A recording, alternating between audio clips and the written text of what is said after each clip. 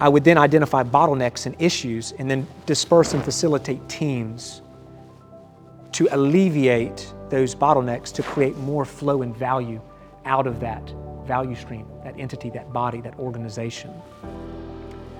The thing I became very interested in was culture and people.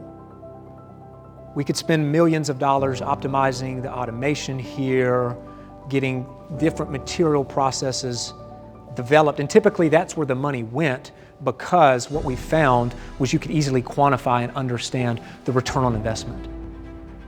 What was tough for me as a lean engineer, a value stream engineer, to gain a couple $1 million for was for people, was for culture. Why? It's tough to quantify that return on investment.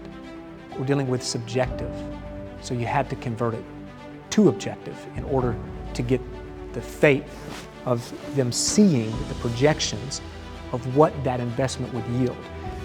Flow is what I then became very focused on as a value stream engineer, working to optimize cultures of large companies.